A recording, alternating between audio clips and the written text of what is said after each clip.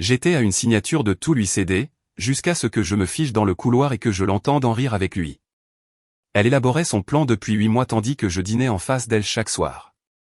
Chaque mot qu'elle prononçait, disait-elle, lui achetait une place au premier rang de sa propre chute. Je m'appelle Steven Langlais. J'ai 47 ans.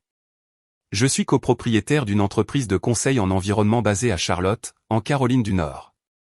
Le genre d'entreprise qui conseille les clients industriels sur la conformité réglementaire, la dépollution des sols, les contrats de gestion des déchets. Nous l'avons bâti en 12 ans, d'une opération à 2 personnes dans un bureau loué au-dessus d'un nettoyeur à sec à une équipe de 19 personnes et des contrats avec 4 agences d'État. J'en suis fier. Je l'ai mérité. Je suis marié à Pamela depuis 14 ans.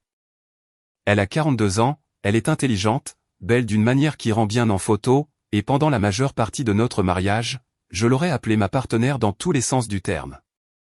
Elle gérait les finances du ménage, nos comptes d'investissement, et s'asseyait en face de moi à plus de tables de dîner que je ne peux en compter pendant que je discutais de décisions commerciales. Elle semblait toujours sincèrement intéressée. Je pensais que nous étions solides. Je pensais que nous avions construit quelque chose qui avait du poids. En y repensant maintenant, je peux voir les signes avant-coureurs que j'ai choisi d'ignorer. Les longues périodes de silence qui ne ressemblaient pas à la paix. La façon dont elle regardait son téléphone et le posait face cachée avant que je puisse demander qui avait envoyé un SMS. Les soirées qu'elle a commencé à passer à des événements de réseautage pour un groupe de femmes professionnelles qu'elle a rejoint il y a 18 mois. Je me suis dit que c'était les signes d'une femme qui restait active, engagée. Je me suis dit beaucoup de choses. Si je pouvais revenir en arrière et changer une décision, ce serait celle-ci, j'aurais prêté attention plus tôt, non par suspicion, mais par le respect élémentaire qu'un homme se doit à lui-même. Le genre qui dit que vous méritez de savoir ce qui se passe dans votre propre maison. Mais je ne l'ai pas fait. Et nous sommes donc arrivés à ce jeudi matin d'octobre. Le divorce était mon idée. Nous avions eu une année difficile, distant, froid, plus comme des colocataires que des époux. J'avais suggéré une thérapie de couple 2 fois. Elle avait refusé 2 fois. Alors j'ai fait ce que je pensais être la chose mature. J'ai consulté un avocat, Caroline Drake, qui avait le genre de confiance tranquille et mesurée qui vous faisait sentir que la situation était déjà sous contrôle. Nous avons rédigé les documents. J'ai signé ma copie. Le plan était de remettre les documents au bureau de Caroline cet après-midi-là et de laisser le processus commencer. J'étais habillé et prêt à 9 heures. La veste de costume sur la chaise, la mallette près de la porte, les documents signés dans une enveloppe en papier craft glissés à l'intérieur. Je suis retourné dans le couloir pour ma tasse de voyage. Café noir, comme chaque matin depuis 20 ans. C'est là que je l'ai entendu. Pamela était dans la cuisine. Je pouvais le dire à la direction de sa voix, basse et détendue. La façon dont elle parlait quand elle pensait que personne n'était à portée de voix. Il y avait une autre voix sur la ligne, masculine, sur d'elle, avec un rire qui arrivait avant la chute. Je me suis arrêté dans le couloir, à 2 mètres de l'entrée de la cuisine, et je me suis tenu là comme un homme qui venait de marcher sur de la glace et attendait de savoir son épaisseur. Il n'a aucune idée, a dit Pamela. Il était tellement absorbé par cette entreprise qu'il n'a rien remarqué depuis des mois. La voix masculine a répondu, chaleureuse d'amusement. Et les papiers? Il va vraiment les déposer. Il pense que oui, a-t-elle ri. Et ce n'était pas un rire nerveux ou coupable. C'était le rire de quelqu'un qui pensait avoir le dessus. Une fois qu'il aura tout signé et qu'il sera parti, nous déménagerons. Les comptes, les parts de l'entreprise, la propriété, tout sera transféré proprement. Je n'ai pas bougé. Je n'ai pas respiré. La tasse de voyage est restée sur l'étagère du couloir. Elle a continué à parler. Lance, j'ai tout préparé depuis 8 mois. Il va tout me donner et penser que c'était sa propre idée. Lance. Le nom est tombé comme une pierre dans l'eau immobile. J'étais à une signature de tout lui céder. Et puis je me suis tenu dans ce couloir et je l'ai entendu en rire avec lui. Chaque mot qui sortait de sa bouche lui achetait une place au premier rang de sa propre chute. Elle ne le savait pas encore. Je ne suis pas entré dans la cuisine. Je n'ai pas dit un mot. Je me suis retourné au bureau à l'autre bout de la maison et ai fermé la porte derrière moi sans un bruit. Mes mains étaient fermes. Cela m'a un peu surpris. Je me suis assis à mon bureau, J'ai ouvert le tiroir du bas et j'ai sorti le dossier que j'avais étiqueté « Référence légale », il y a 3 ans lors d'un litige contractuel avec une agence départementale. À l'intérieur se trouvaient des copies de notre contrat de mariage. Les documents d'enregistrement originaux de l'entreprise, l'acte de propriété de notre maison et une clé USB que j'avais chiffrée avec le bureau de Caroline après un problème de santé il y a 2 ans qui m'avait fait réfléchir à ce que je laisserais derrière moi. J'ai pensé à la voix de Pamela. Facile. Répété, complètement imperturbable. 8 mois. Elle avait dit 8 mois. J'ai ouvert mon téléphone et tapé un message à Caroline, ne déposez pas besoin de nous rencontrer aujourd'hui en personne. Puis j'ai posé le téléphone face cachée sur le bureau et me suis assis tranquillement un instant, écoutant la maison autour de moi. Quelque part dans le couloir, Pamela riait encore. Laissez-la. Je suis resté dans ce bureau pendant 40 minutes avant de bouger à nouveau. Non parce que j'étais paralysé. Je n'ai jamais été ce genre d'homme. Je suis resté là parce que j'avais besoin de penser clairement et que penser clairement exige le calme. Mon père disait qu'un homme qui agit uniquement sous le coup de la passion brûle sa propre maison. Je n'allais rien brûler. Pas encore. Le dossier était ouvert devant moi. Je l'ai parcouru page par page méthodiquement, comme je révise un rapport de conformité réglementaire avant de le signer. Le contrat de mariage est venu en premier. 12 pages signées par nous 2 l'année de notre mariage. Notarié par le propre cousin de Pamela par faveur. J'ai trouvé ce que je cherchais à la page 8. Clause 11, dans le cas où l'une des parties s'engagerait dans une fausse déclaration délibérée concernant des actifs partagés ou individuels, la partie lésée conserve tous les droits discrétionnaires sur ses actifs en attendant l'arbitrage sans exigence de négociation préalable. Pamela avait signé juste en dessous. Sa signature n'avait pas changé en 14 ans. J'ai mis le contrat de mariage de côté et j'ai ouvert notre compte joint sur mon ordinateur portable. Je ne cherchais rien de spectaculaire. Je cherchais un motif. Et il y en avait, de petits virements au cours des 7 derniers mois. Toujours des chiffres ronds, toujours étiquetés avec quelque chose de banal. Courses, fournitures pour la maison, entretien de voiture. Individuellement, rien d'alarmant. Ensemble, ils racontaient une histoire. Près de 40 000 $. Transférés par petites sommes sur un compte que je ne reconnaissais pas. J'ai ouvert une nouvelle feuille de calcul et j'ai commencé à enregistrer chaque transaction. Date, montant, destination. Je ne me suis pas pressé. J'ai juste travaillé. Vers midi, j'ai entendu Pamela quitter la maison. La porte du garage s'est ouverte. La voiture est sortie. Le quartier est redevenu silencieux. J'ai attendu que le son de son moteur s'estompe avant de prendre mon téléphone et d'appeler mon cousin Ray. Ray Brunner a 48 ans, dirige une entreprise de construction générale à Raleigh et est mon ami le plus proche depuis l'adolescence, lorsque nous lancions un ballon de football dans le jardin de ma grand-mère. Il avait rencontré Pamela à notre mariage et l'aimait assez. Mais 2 Noëls auparavant, il m'avait tiré à part après le dîner et m'avait dit tranquillement, « Steve, je ne sais pas ce qui se passe avec elle ces derniers temps, mais il y a quelque chose qui ne va pas. Garde juste les yeux ouverts. » Je lui avais dit qu'il interprétait trop les choses. Il a répondu au 2e coup de sonnerie. « Je te dois des excuses, ai-je dit. » Une pause, puis la voix de Ray, prudente, « Que s'est-il passé ?» Je lui ai raconté. Pas tout. Pas la feuille de calcul, pas les détails juridiques, mais suffisamment. La conversation que j'avais entendue, le non-lance. Les 8 mois qu'elle avait mentionnés comme s'il s'agissait d'un calendrier de projet. Ray n'a pas dit, je te l'avais dit. C'est l'une des choses que j'ai toujours respectées chez lui.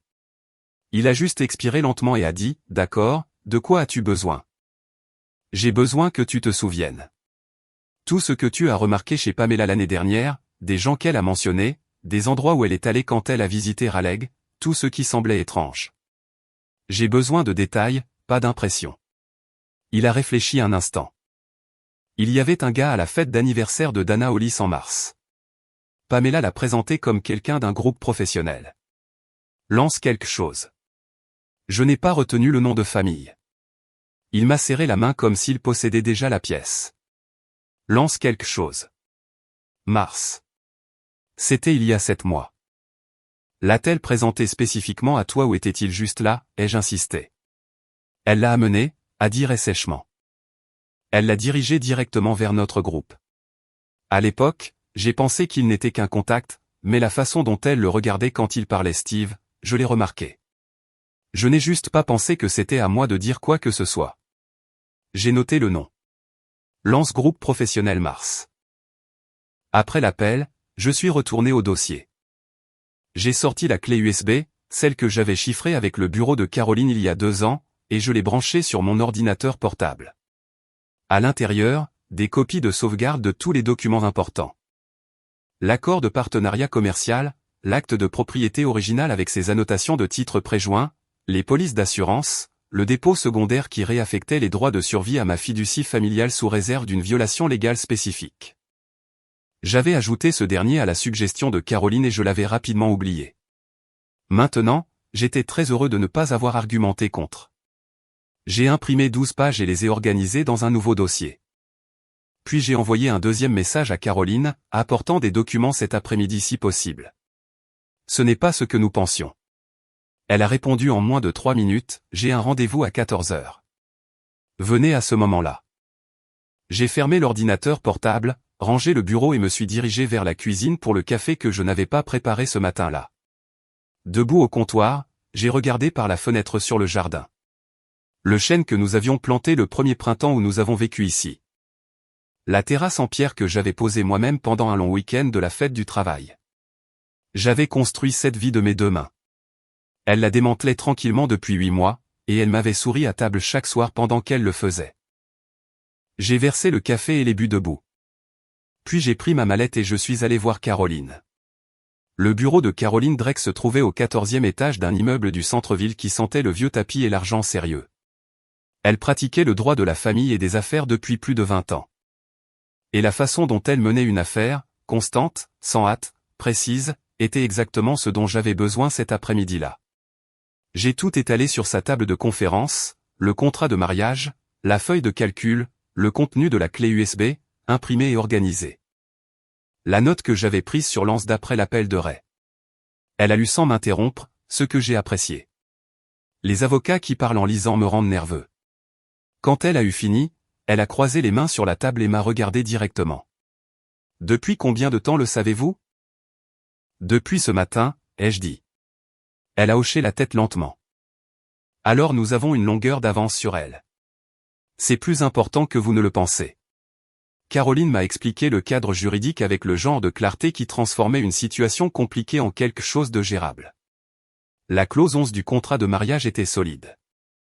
Elle l'avait rédigée elle-même, et elle avait été examinée par l'avocat de Pamela avant la signature.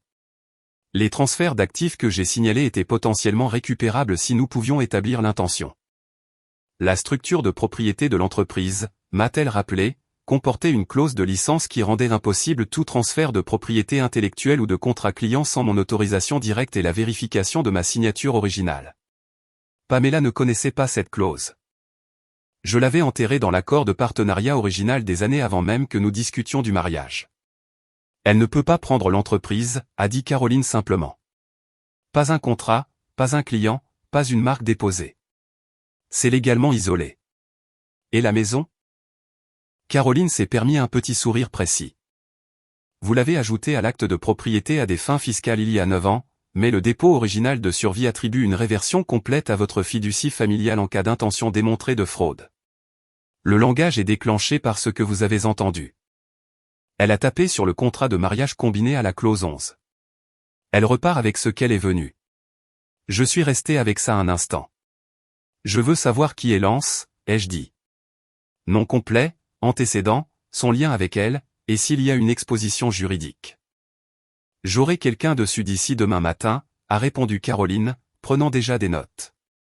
Je suis rentré chez moi en ressentant quelque chose auquel je ne m'attendais pas. Pas de soulagement, pas de colère, mais de la concentration. Le genre net et précis qui arrive quand un problème compliqué vous montre enfin ses contours. Pamela était dans la cuisine quand je suis entré, préparant le dîner comme n'importe quel autre jeudi. Elle a levé les yeux et m'a fait le genre de sourire qui signifiait quelque chose autrefois.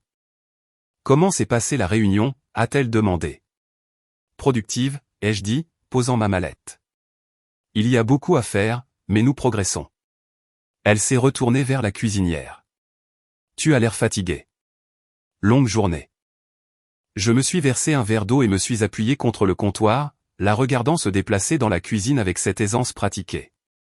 8 mois. Elle portait cela depuis 8 mois et ne l'avait pas laissé tomber une seule fois. Je ne lui ai rien laissé lire sur mon visage.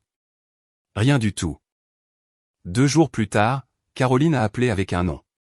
Lance Salinger, 43 ans, anciennement gestionnaire de compte senior dans une société de conseil en investissement régional jusqu'à ce qu'une violation de conformité mette fin à son mandat il y a 18 mois. Depuis lors, une nouvelle LLC, Salinger Venture Group, enregistrée il y a 3 mois en Caroline du Nord avec un contact listé pour les correspondances commerciales, l'adresse email de Pamela. Elle n'avait même pas utilisé un compte séparé. Ce n'est pas juste un petit ami, ai-je dit. Non, a confirmé Caroline. C'est son véhicule de sortie. Il prévoit de transférer des actifs via sa LLC et de l'établir comme associé gérant dans une société de conseil construite sur la clientèle et les contrats de votre entreprise. Elle a marqué une pause, ce qu'ils ne peuvent pas légalement faire, comme nous l'avons établi. Je l'ai remercié, mis fin à l'appel et me suis assis à mon bureau un long moment. Puis j'ai appelé Ray.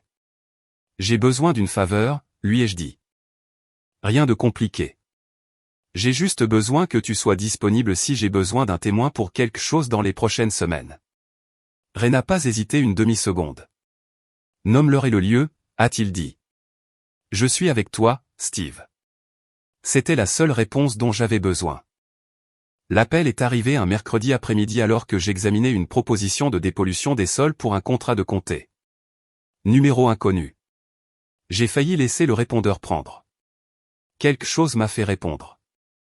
La voix était masculine, calme, avec la confiance particulière d'un homme qui croit qu'il tient déjà la meilleure main. Monsieur Langlais, je pense que nous devrions parler en adulte avant que cela ne devienne désagréable. Je me suis penché en arrière sur ma chaise et ai gardé ma voix complètement neutre. Qui est-ce? Quelqu'un ayant un intérêt mutuel dans une résolution propre, a-t-il dit. Je vais être direct avec vous. Pamela et moi avons fait des plans. Que vous déposiez ou non ne change pas vraiment la direction des choses. Ce qui change, c'est la fluidité de la transition. Je préférerais que cela soit fluide pour tout le monde. Lance Salinger en chair et en os, pour ainsi dire. Il a continué, comblant le silence que je lui avais délibérément laissé. Il n'y a aucune raison que cela se transforme en bataille juridique. Vous repartez avec l'entreprise intacte. Nous ne sommes pas intéressés par les opérations quotidiennes. Nous avons juste besoin de l'infrastructure, des relations clients, des contrats avec les agences d'État. Des enregistrements de licences. Vous seriez surpris de voir à quel point cet arrangement pourrait être raisonnable sur le papier. Je l'ai laissé finir. Puis j'ai dit très doucement, j'apprécie votre appel. Une pause. Il ne s'y attendait pas, alors, vous êtes ouvert à... Je n'ai pas dit cela, les jeux interrompus. J'ai dit, j'apprécie l'appel. Il y a une différence. J'ai terminé là, posé le téléphone sur le bureau et immédiatement envoyé un SMS à Caroline avec un horodatage et un résumé de la conversation. Elle a répondu en quelques minutes. Documenté. Gardez votre téléphone sauvegardé. Cet appel était un cadeau. Elle avait raison. Un homme menaçant de prendre votre infrastructure commerciale au téléphone n'était pas un homme prenant de bonnes décisions. Ce qu'il ne savait pas, ce qu'aucun d'eux ne savait, c'est que j'avais déjà commencé à tendre le contre-piège. La veille au soir, j'avais laissé un document sur le coin de mon bureau, légèrement visible, face à la porte. Il ressemblait à un résumé financier de routine, en tête de compte, ligne de propriété, valorisation commerciale. Un observateur occasionnel aurait pu supposer qu'il s'agissait d'un aperçu des actifs préparés pour la procédure de divorce. Ce qu'il contenait en réalité était un ensemble de chiffres que j'avais construits spécifiquement pour induire en erreur. Des soldes de comptes gonflés dans des comptes que j'avais déjà restructurés, une valorisation immobilière qui reflétait un chiffre obsolète, une ligne de revenus commerciaux qui omettait entièrement la clause de propriété intellectuelle protégée. L'APA. Net et délibéré. Pamela est passée devant mon bureau 3 fois ce jour-là. La 3e fois, elle a ralenti. Ce soir-là, au dîner, elle était nettement plus chaleureuse. Elle m'a versé du thé glacé sans que je le demande, m'a posé des questions sur le contrat du comté avec ce qui semblait être un intérêt sincère. J'ai répondu calmement, lui ai donné juste assez de détails pour paraître insouciant, et les regarder ranger tout cela derrière ses yeux prudents. Puis vint le moment qui faillit me faire perdre mon sang-froid. Tammy Brigg, la meilleure amie de Pamela, une femme que j'avais toujours trouvée un peu trop bruyante pour les espaces clos, est passée sans prévenir vers 19h. Elle et Pamela sont allées sur la terrasse arrière avec une bouteille de vin. J'étais dans le bureau avec la fenêtre entr'ouverte, pas intentionnellement positionnée, juste en train de travailler. Leurs voix m'ont parvenu. « Sait-il que tu as déjà parlé à quelqu'un » a demandé Tammy. La réponse de Pamela fut rapide. « Non, et il ne le saura pas » lance à son propre avocat qui examine le dépôt commercial. C'est structuré de manière à ressembler à un partenariat de conseil standard. La voix de Tammy baissa. « Et les transferts de compte ? Je pensais que tu avais dit que c'était fait. » La plupart, a dit Pamela. Il y a un autre compte lié à la propriété que je dois accéder avant de passer à l'acte. Lance pense que c'est déjà réglé, mais je lui ai dit d'attendre que Steven signe. Elle a dit cela comme on discute de la réorientation d'une livraison. Aucune hésitation, aucune culpabilité. Tammy ne savait pas que je pouvais l'entendre. Et Pamela ne savait pas que ce qu'elle venait de décrire, un mouvement intentionnel d'actif avant le dépôt, lié à une fausse déclaration commerciale, avait un nom légal que Caroline serait très intéressée d'entendre. J'ai fermé la fenêtre doucement, j'ai pris mon téléphone et j'ai tapé tout ce que je venais d'entendre mot pour mot pendant que c'était encore frais. Puis je l'ai envoyé à Caroline avec une seule ligne, elle vient de décrire le calendrier elle-même. L'invitation est venue de nos voisins, Phil et Donna Carian. Leur barbecue annuel d'automne, le genre d'événement du samedi à Charlotte où les gens se tiennent autour d'un barbecue à gaz et font semblant que l'automne ne s'éloigne pas déjà. Pamela avait répondu s'il vous plaît pour nous deux avant que les choses ne se compliquent. Et annuler aurait soulevé des questions auxquelles aucun de nous ne voulait répondre pour l'instant. Alors, nous sommes allés. J'avais participé à suffisamment de ces rassemblements pour savoir comment s'y mouvoir sans rien révéler. Petite discussion, bière fraîche, rire au bon moment. Pamela travaillait la foule comme elle l'avait toujours fait, fluide, charmante, laissant chaque conversation comme si elle avait fait l'après-midi de quelqu'un. Je l'ai regardée de l'autre côté de la cour et j'ai essayé de me souvenir de la dernière fois où cette aisance m'avait semblé sincère. Puis je l'ai vu. Il se tenait près de la table des boissons, parlant à Phil avec la posture décontractée d'un homme qui considérait la plupart des pièces en dessous de lui. Fin de la quarantaine, bien habillé pour un barbecue dans le jardin avec le sourire particulier de quelqu'un qui l'avait pratiqué devant un miroir. Pamela a dérivé vers ce côté de la cour dans les 10 minutes suivant notre arrivée. Elle ne me l'a pas présenté. Elle n'en avait pas besoin. Lance Salinger, il était plus grand que je ne l'imaginais, plus soigné. Il a serré la main de Phil des deux mains, a ri de quelque chose, a touché brièvement l'épaule de Pamela en parlant. Décontracté, possessif, le genre de contact qui suppose la permission. Je ne me suis pas approché d'eux. Je suis resté où j'étais, j'ai parlé à Donna de son jardin, j'ai bu la moitié de ma bière lentement et j'ai regardé. Ray était venu de Raleigh ce matin-là. Je lui avais demandé de venir sans expliquer pourquoi. J'avais juste dit que j'avais besoin de lui ce week-end. Il est apparu à mon coude au moment où Lance a commencé à raconter une histoire qui faisait rire 3 personnes. C'est lui, a dit Ray tranquillement, sans regarder dans cette direction. C'est lui, ai-je répondu. Ray a pris une longue gorgée de sa boisson. Je me souviens de lui maintenant, de l'anniversaire de Dana. Il se tenait de la même manière alors. Une pause, comme s'il était toujours le personnage principal. Je n'ai pas répondu. Je regardais le visage de Pamela. La façon dont il changeait quand elle était près de lui, plus doux et plus alerte en même temps. Elle me regardait comme ça. Je pourrais situer l'année exacte où ça s'est arrêté. Nous avons quitté le barbecue après 90 minutes. Pamela était silencieuse dans la voiture, ce qui me convenait. Cette nuit-là, je suis resté éveillé un moment et mon esprit est allé là où j'avais évité d'aller. Il y a 7 ans, l'été où nous avons rénové la cuisine. Pamela en jean taché de peinture. Riant de quelque chose que j'avais dit pendant que nous nous disputions sur le quincaillerie des armoires. Nous étions bien alors. Vraiment bien. Le genre de couple que les autres montraient du doigt. Quelque part entre cet été et celui-ci, quelque chose avait changé en elle. Je ne savais pas exactement quand. J'avais l'habitude de penser que c'était graduel, juste le refroidissement naturel d'un long mariage. Maintenant, je n'étais plus sûr que ce fût graduel du tout. Maintenant, je pensais qu'il y avait peut-être eu un moment précis, une décision précise qu'elle avait prise, et tout ce qui suivit n'était que son exécution. Cette pensée était pire que la colère. Elle s'est installée en moi comme de l'eau froide dans la pierre. Le matin, j'ai rencontré Caroline pour un café et je lui ai parlé du barbecue. Elle a pris note sans réaction visible, puis a glissé un dossier sur la table. La LLC de Lens-Salinger a été enregistrée il y a 3 mois, a-t-elle dit. Mais regardez la page 3. Je l'ai tournée. Un accord de service de conseil rédigé, non encore exécuté, nommant les 2 plus grands contrats d'agence d'État de mon entreprise comme actifs de partenariat transférables à absorber dans un groupe de Salinger Venture Group à l'achèvement d'une dissolution matrimoniale. Elle avait listé mes clients par leur nom. Elle lui a donné une liste de clients, ai-je dit. Elle lui a donné une liste de courses, a corrigé Caroline, qu'elle n'avait aucun droit légal de partager.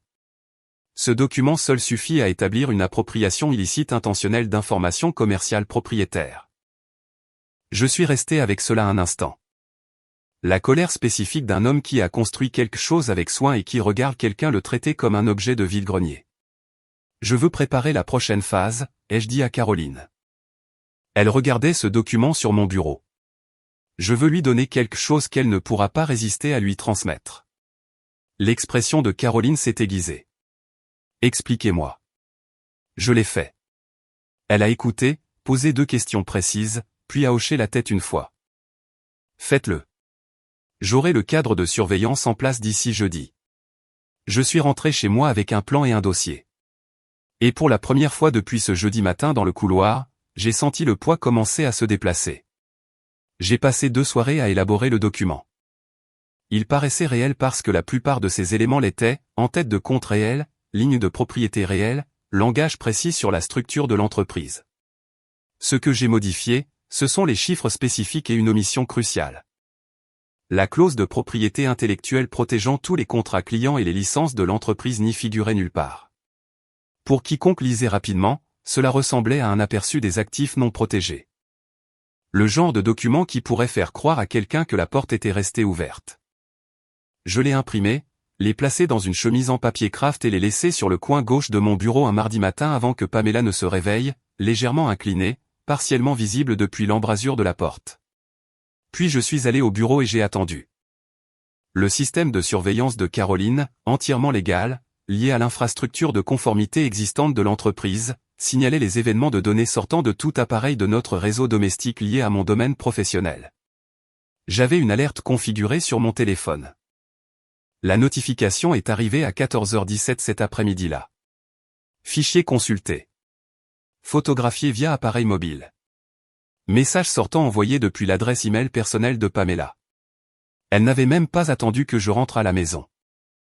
J'ai transmis l'alerte à Caroline avec une seule ligne, elle l'a pris. Ce soir-là, Pamela était d'une humeur visiblement joyeuse. Elle a préparé le dîner. Des pâtes, celles qu'elle préparait au début de notre mariage quand elle essayait d'impressionner quelqu'un. Elle a versé du vin, m'a posé des questions sur ma journée avec ce qui ressemblait presque à de la chaleur. J'ai assorti son ton exactement, facile, sans précipitation. Un homme semblant clore un chapitre de sa vie sans amertume.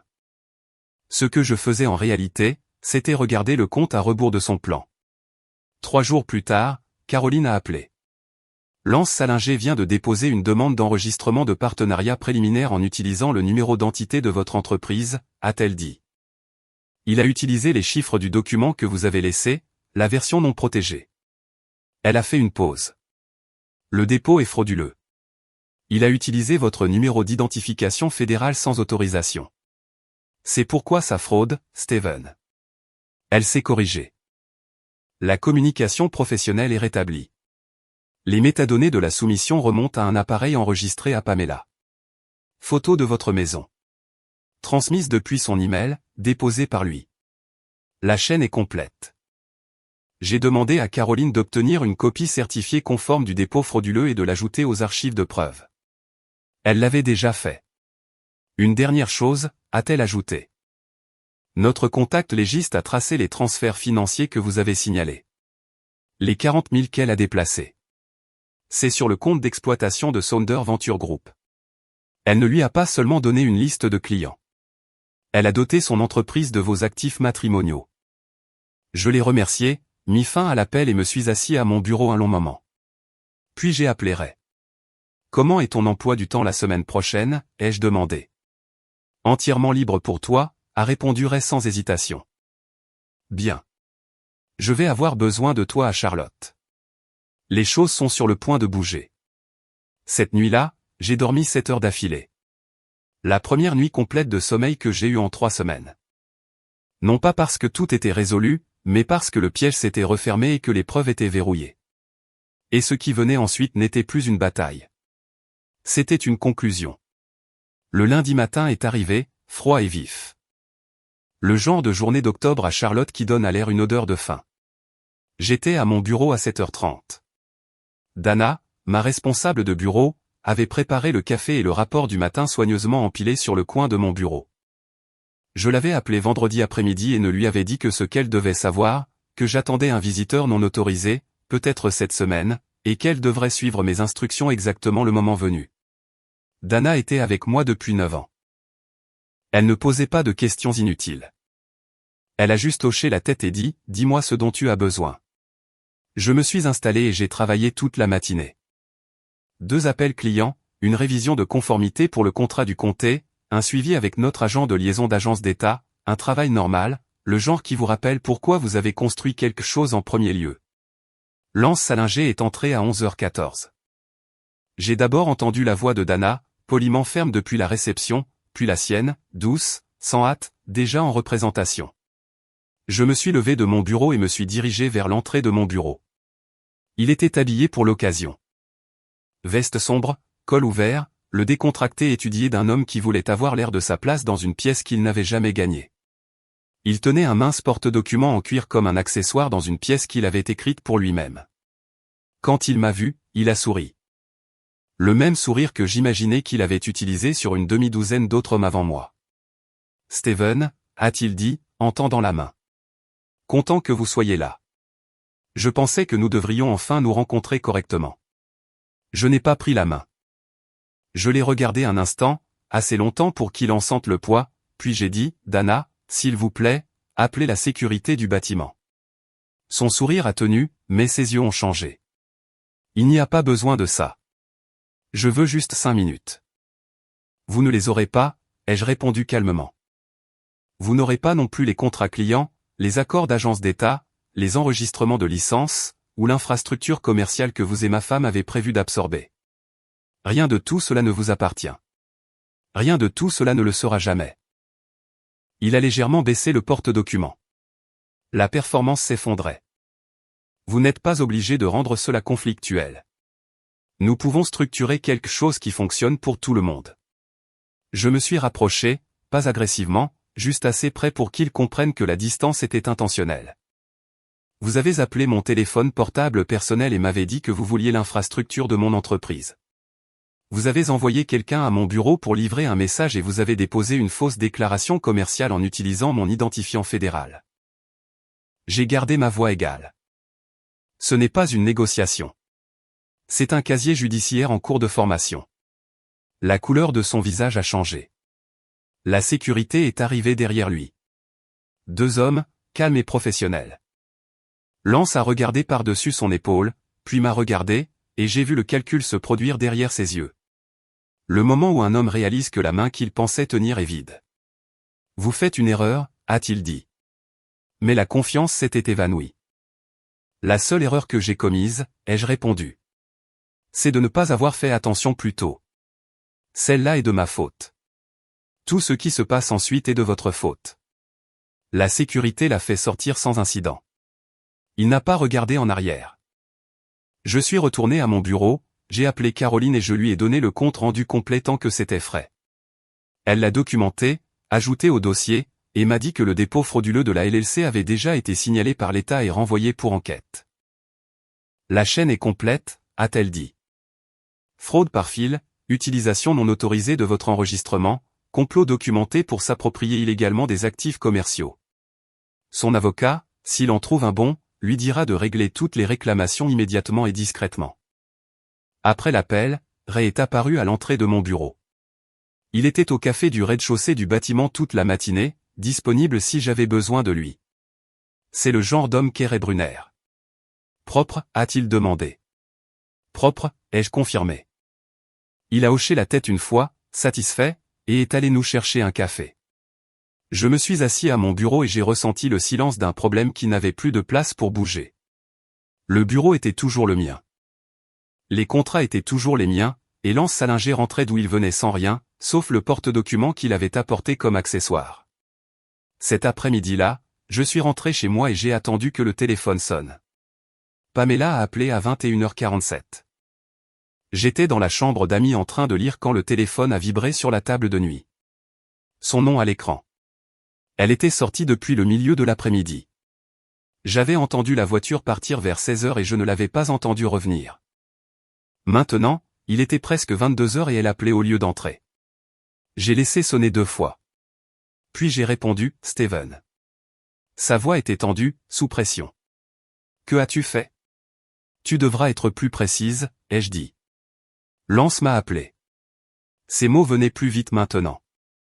Cette contenance prudente commençait à se fracturer. Il a dit que tu avais la sécurité retirée du bâtiment. Il a dit que tu l'avais menacé de poursuite pour fraude. Ce n'est pas ce que nous avons convenu. Nous n'avons rien convenu, Pamela, les jeux coupés, ma voix ferme. Tu as fait des plans avec un autre homme en utilisant l'enregistrement de mon entreprise, ma liste de clients et mes actifs matrimoniaux. Ce n'est pas un accord. C'est un crime. Silence. Alors tu réagis de manière excessive. Tu n'as aucune preuve de « j'ai le dépôt frauduleux de la LLC avec mon identifiant fédéral », ai-je dit. J'ai les relevés de virement bancaire. 40 000 $ déplacés en 7 mois vers le compte d'exploitation de Sounder Venture Group. J'ai un document que tu as photographié dans mon bureau et que tu lui as envoyé par email. J'ai les métadonnées, les eurodatages, les journaux de transmission sortants. J'ai fait une pause, et j'ai ce que tu as dit à Tammy sur la terrasse arrière il y a 3 semaines concernant le compte lié à la propriété et le calendrier. Le silence qui a suivi était d'un autre genre. Pas le silence de quelqu'un qui rassemble un argument. Le silence de quelqu'un qui regarde les murs se refermer. Quand elle a parlé à nouveau, sa voix avait changé. Plus basse, plus prudente. Steven, écoute-moi. Nous pouvons encore trouver une solution. Quoi que tu penses qu'il s'est passé, cela n'a pas besoin d'aller là où tu l'emmènes. Nous sommes ensemble depuis 14 ans. Cela doit signifier quelque chose. Je n'ai rien dit. Elle a continué et sa voix s'est adoucie davantage comme elle le faisait quand elle essayait d'atteindre la version de moi à laquelle elle pensait avoir encore accès. Peut-être que j'ai fait des erreurs. Peut-être que nous avons tous les deux fait des erreurs. Mais nous pourrions ralentir les choses. Retirer le dossier de la table pour l'instant. Donner 1 mois. Juste 1 mois. Une pause. Et quand elle a parlé à nouveau, il y avait quelque chose de sincère. Ou quelque chose qui sonnait assez sincère pour piquer. Et si nous avions encore une chance? Et si tout cela allait trop loin et que nous le savions tous les deux? Je l'ai écouté jusqu'au bout. Puis j'ai dit, tu sais quoi, Pamela? Peut-être que tu as raison. Peut-être que nous allons trop vite. Peut-être qu'il y a encore quelque chose à considérer ici. Silence total de son côté. Je pouvais la sentir se recalibrer. La forte inspiration qui n'était pas tout à fait de l'espoir et pas tout à fait du soulagement. Vraiment, a-t-elle dit. Un mot à peine au-dessus d'un murmure. Non, ai-je dit, et j'ai raccroché. J'ai posé le téléphone sur la table de chevet et me suis assis dans le silence un instant, écoutant la maison. Pas de pas dans le couloir. Pas de bruit de clé dans la porte d'entrée. Juste la vieille horloge murale dans la cuisine qui continuait son compte régulier. 20 minutes plus tard, des phares ont balayé la fenêtre de la chambre. Sa voiture s'est garée dans l'allée. J'ai entendu le moteur s'éteindre. J'ai entendu la portière de la voiture s'ouvrir. Et puis pendant longtemps, rien. Juste Pamela assise dans l'allée dans l'obscurité parce qu'elle n'avait nulle part où aller qui ne soit déjà compromis. Elle est entrée finalement, et passée devant la chambre d'amis sans s'arrêter. Le matin, Caroline a appelé avant 8 heures. L'État a officiellement ouvert une enquête pour fraude contre Salinger Venture Group, a-t-elle dit. L'avocat de Lance Salinger a contacté mon bureau ce matin à 7 heures. Il cherche à régler toutes les plaintes civiles immédiatement pour éviter une exposition ultérieure. Elle a laissé cela s'installer, puis a ajouté, et j'ai parlé au comté. Vos contrats avec les agences d'État sont entièrement sécurisés. Aucune perturbation. Je l'ai remercié et j'ai raccroché. Puis je suis allé à la cuisine et j'ai préparé du café noir, comme chaque matin, et je me suis tenu à la fenêtre en regardant le jardin. Le chêne que nous avions planté ensemble, le patio en pierre que j'avais posé pendant un week-end de la fête du travail il y a 14 ans, une pierre plate à la fois. J'avais construit cette vie de mes 2 mains. Elle a essayé de la démanteler avec un plan emprunté et un homme qui s'est avéré n'être rien de plus qu'une responsabilité bien habillée.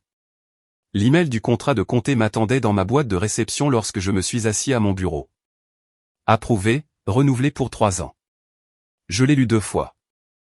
Puis je me suis mis au travail. Le matin où Caroline a fixé le rendez-vous de confrontation, je me suis d'abord rendu au bureau. Non pas parce que j'avais un travail urgent. J'avais juste besoin de la familiarité des lieux autour de moi avant que la journée ne devienne compliquée. J'ai parcouru les étages, j'ai vérifié auprès de l'agent de liaison du comté le renouvellement du contrat, j'ai examiné 2 rapports de conformité. Du travail normal, le genre qui ancre. À 11 heures, je me suis rendu au bureau de Caroline.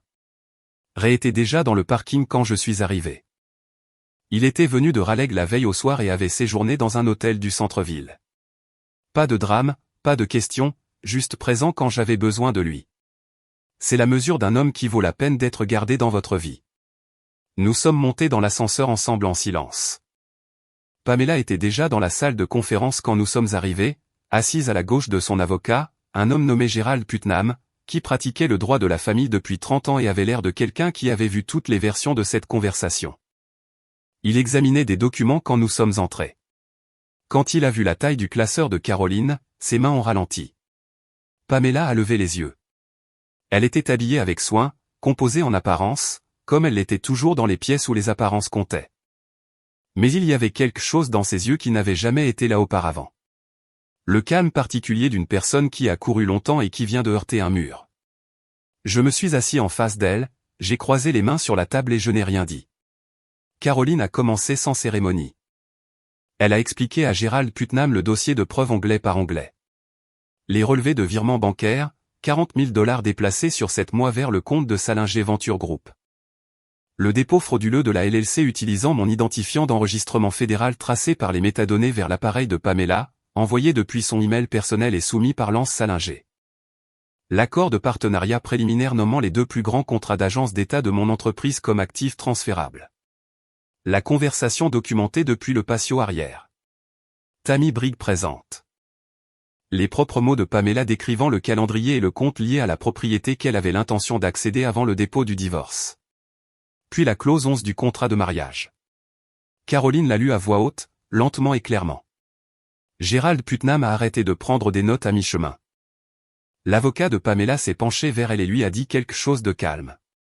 Elle a secoué légèrement la tête. Il s'est penché à nouveau. Cette fois, elle est restée immobile. Quand Caroline a terminé, Putnam a levé les yeux. Son expression avait la qualité résignée d'un homme se recalibrant en temps réel. Ma cliente aimerait discuter d'une résolution négociée, a-t-il dit. Il n'y en a pas, a répondu Caroline simplement. La clause 11 est sans ambiguïté. La violation documentée annule toutes les revendications d'actifs matrimoniaux.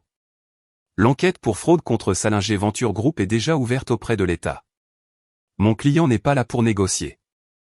Il est là pour clore. Pamela m'a regardé alors, directement pour la première fois depuis que nous nous étions assis. J'ai soutenu son regard sans broncher, sans colère, sans satisfaction, juste avec fermeté. Elle a ouvert la bouche, l'a refermée. Puis tranquillement, elle a dit, « Je ne pensais pas que tu ferais vraiment ça. » « Je sais, ai-je dit. C'était ta première erreur. » Sa mâchoire s'est serrée. 14 ans, Steven. Tu vas vraiment rester là et, tu t'es assise en face de moi au dîner pendant 8 mois, les yeux coupés, ma voix égale mais ferme. Pendant que tu déplaçais de l'argent de nos comptes joints et que tu prévoyais de donner mon entreprise à un autre homme. Tu veux parler de 14 ans? Je t'écouterai. Mais ces 8 mois existent à l'intérieur de ces 14 et tu ne peux pas prétendre qu'ils n'existent pas. Elle a détourné le regard. Gerald Putnam a posé brièvement une main sur la table. Un signal, pas un contact, et elle s'est tue. La signature a pris 20 minutes. La main de Pamela s'est déplacée lentement sur la dernière page, mais elle a bougé. Quand elle a posé le stylo, elle n'a pas levé les yeux. Je me suis levé, j'ai boutonné ma veste et pas un jour. Il s'est levé avec moi. Alors que nous sortions, j'ai entendu la voix de Gérald Putnam derrière nous, basse et mesurée, parlant à Caroline des dépôts restants. La porte s'est refermée derrière nous, et le couloir était silencieux. Ray a marché à mes côtés jusqu'à l'ascenseur sans parler. Quand les portes se sont ouvertes et que nous sommes entrés, il a finalement dit « Ça va ». Oui, lui ai-je dit. Ça va. Il a hoché la tête. Bien. Alors allons déjeuner. Tu as l'air de n'avoir pas mangé un vrai repas depuis un mois. J'ai failli rire. C'était la chose la plus vraie qu'il ait jamais dite, et c'était exactement ce que j'avais besoin d'entendre. Les déménageurs sont venus un samedi matin, 3 semaines après la signature. Pamela avait tout arrangé elle-même. 2 hommes avec un camion plateau, efficace et silencieux, travaillant à travers la liste qu'elle avait fournie. Vêtements, livres, les œuvres d'art encadrées qui n'avaient jamais vraiment assorti quoi que ce soit, mais qu'elle avait toujours insisté pour garder. Je me suis tenu dans l'entrée et je les ai regardés travailler sans interférer. Elle est restée dans sa voiture tout le temps, garée sur le trottoir, moteur éteint, vitre entrouverte. Je ne me suis pas approché. Elle n'est pas sortie. Quand le camion est parti, elle a démarré le moteur et est restée un instant. Puis elle est partie sans regarder en arrière. J'ai regardé ses feux arrière disparaître au coin de la rue et j'ai senti quelque chose s'installer dans ma poitrine. Pas de soulagement exactement, plus comme le calme qui suit une longue tempête. Je suis entré et j'ai parcouru les pièces. La maison semblait différente. Non pas vide, juste clarifiée.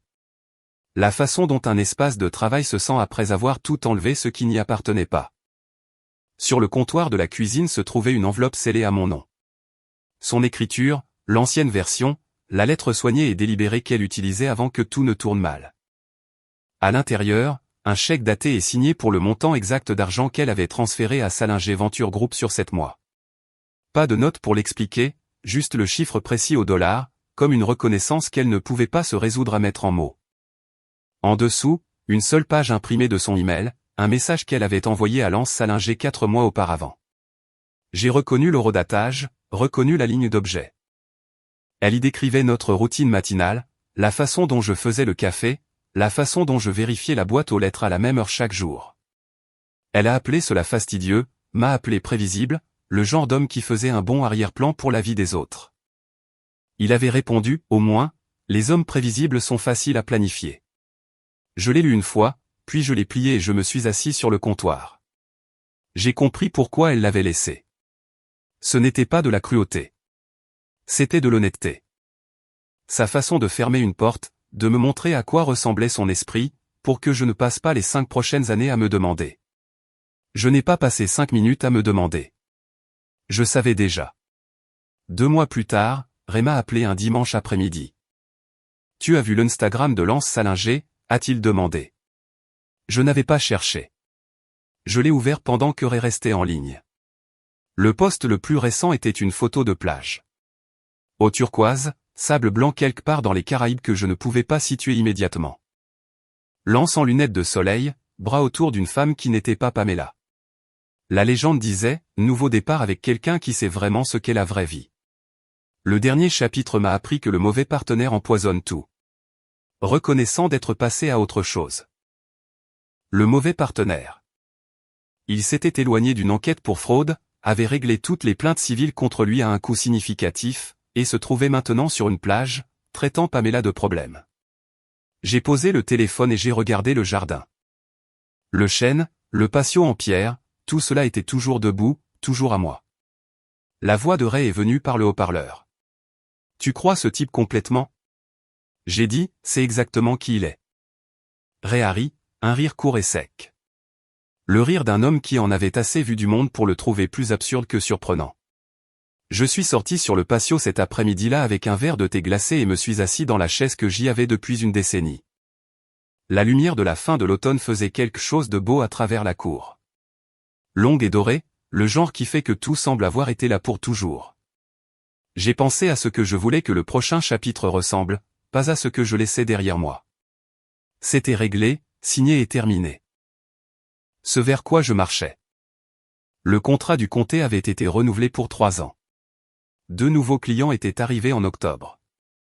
L'entreprise était dans sa position la plus forte depuis 5 ans, peut-être plus. J'avais un travail qui comptait.